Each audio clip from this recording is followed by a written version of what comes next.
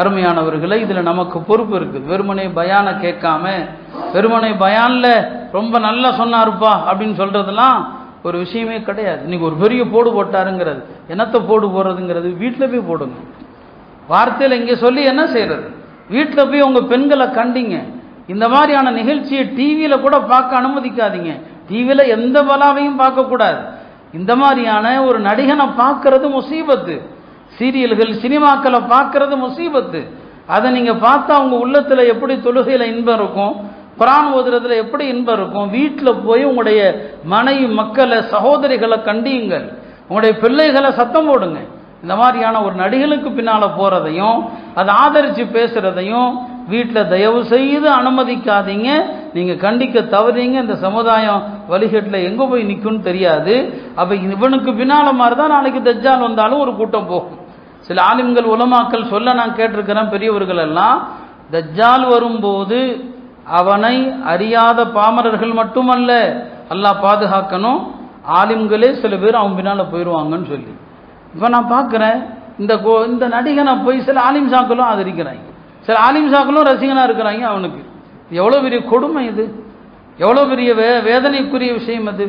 அதனால சகோதரர்களே, இது வேதனைகளை நான் பதிவு செய்யக்கூடிய விஷயம்.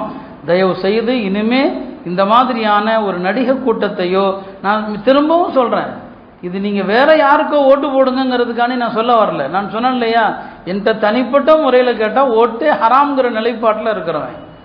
நிர்பந்தத்துக்காண்டி நம்ம ஓட்டு போடுறோம். சிலருடைய நம்முடைய உரிமைகள் போயிடும். ஏற்கனவே நம்மை வாக்காளர் பட்டியலிருந்து நீக்கிறதுக்கான சதி நடக்குது. நிர்பந்தத்தில் போடுறோம், அவ்வளோதான். யாரும் நல்லவர்கள் அப்படிங்கிறதுக்காக ஓட்டு போடுற சொல்ற அளவுக்கு நான் அறியாதவன் அல்ல. இது அதற்கான பேச்சல்ல, சரிங்களா? இந்த மாதிரியான நடிகர்களை போய் தலைவன் என்று சொல்றதும், அவனை பாராட்டுறதும், அவன் பின்னால போறதும், அவனுக்கு ஒரு ரசிகர் மன்ற கூட்டத்தையும் ஒரு அமைப்பை ஏற்படுத்துவதும் மிகப்பெரிய துர்பாக்கியம். இந்த உம்மத்துடைய அவலத்தை யோசிச்சு பாருங்க. நீங்க கஸாவில் அந்த மக்கள் அடைபட்டு கிடக்கிறான், எங்கேயுமே போக முடியாது. உலகத்தில் உள்ள ஐரோப்பிய நாடுகளில் உள்ள ஆர்வலர்கள் சிலர் பல கப்பல்களில் அவர்களாக தங்களுடைய உயிரை பணயம் வைத்து உணவுப் பொருளோடு மருந்துகளோடு வர்றாங்க. அவர்களை இந்த கொடிய இஸ்ரேலிய அரசு கைது பண்ணி வச்சிருக்கிறான்.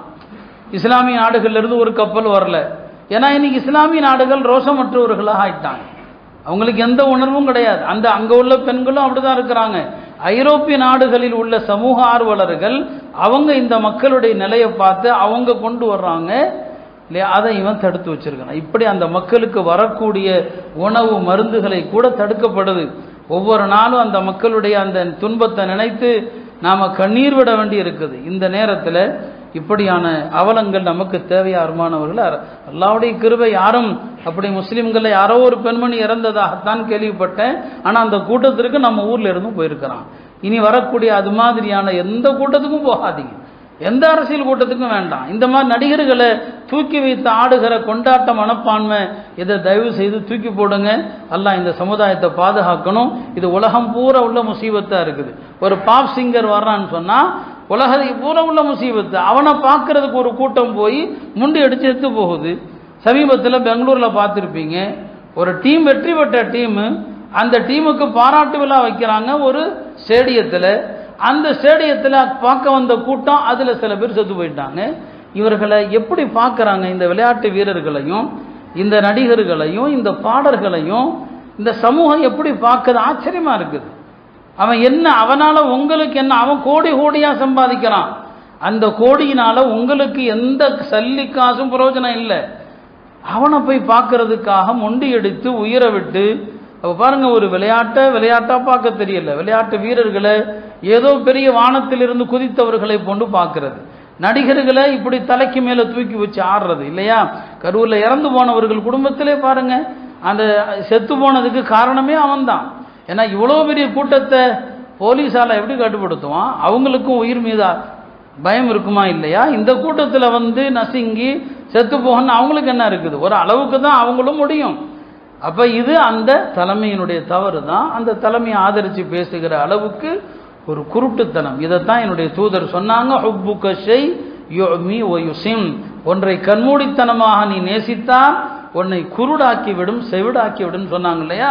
இன்னைக்கு அப்படிப்பட்ட செவிடர்களையும் குருடர்களையும் தான் இந்த நடிகர்கள் உருவாக்கி வச்சிருக்கிறாங்க.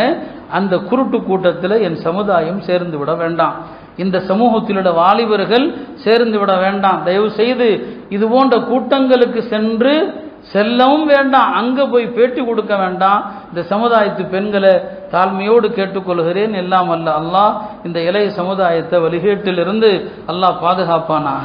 இந்த நடிகர்களுக்கு பின்னால் செல்கிற கலாச்சார சீரழிவிலிருந்து அல்லாஹ் இந்த சமுதாயத்தை பாதுகாப்பானாக.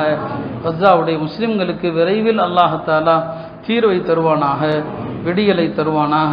வஆகிரு தஅவானா அல்ஹம்துலில்லாஹி ரப்பில் ஆலமீன்.